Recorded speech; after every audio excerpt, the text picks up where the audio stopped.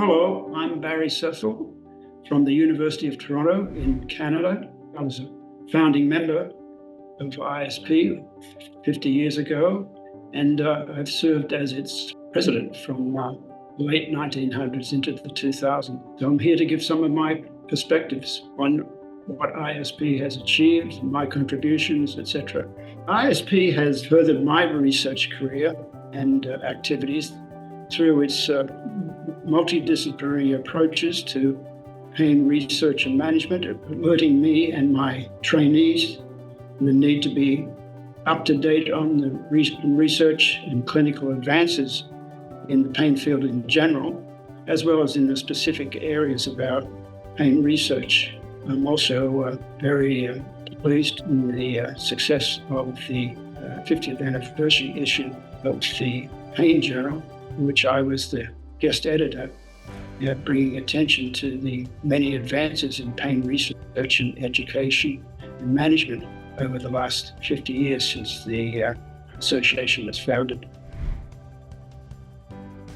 The journal was actually started soon after the actual formation of the association back in the mid-1970s. Many of these aspects related to the journal are laid out in this anniversary issue of the Pain Journal that I just mentioned earlier. But so the journal started off in that mid-1970s with a focus, which is in fact a key element of IASP itself, that is a multidisciplinary focus on pain research, education, and management.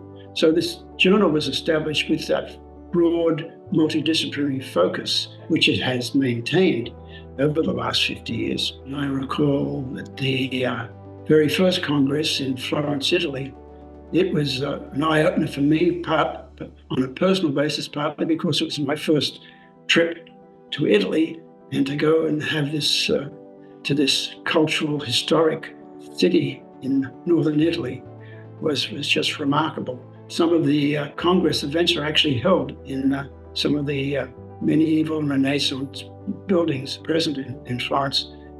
I think one of the major outcomes of that Congress, in addition to the opportunity for IASP members to gather together for the very first time. This was in 1975, just a year after the formation of the incorporation of the association. In addition to that opportunity, it was also an event at which many of the initial chapters of IASP were formulated and approved. I think the World Congresses on Pain have been very important vehicles by which the association addresses its mission.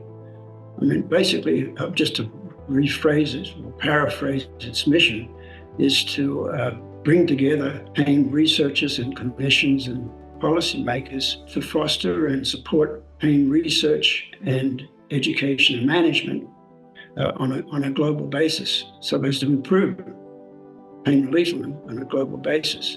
So the World Pain Congresses have been important cog in that wheel, so to speak.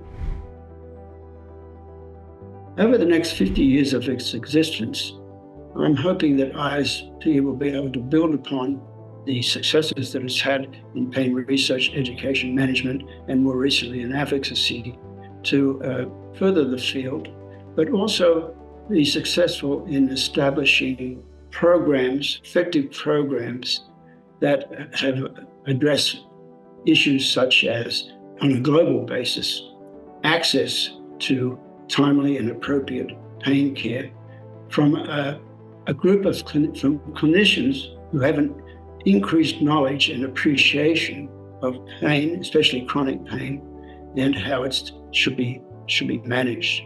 One of the limitations so far in the pain field that gradually is improving through the efforts of IASP and its chapters and special interest groups is the need for increased awareness amongst policy makers and the public about pain, and also to improve the knowledge base and awareness of clinicians of all stripes about pain is not just a symptom, but also can be a disease or disorder in its own right, and needs to be managed with that in mind.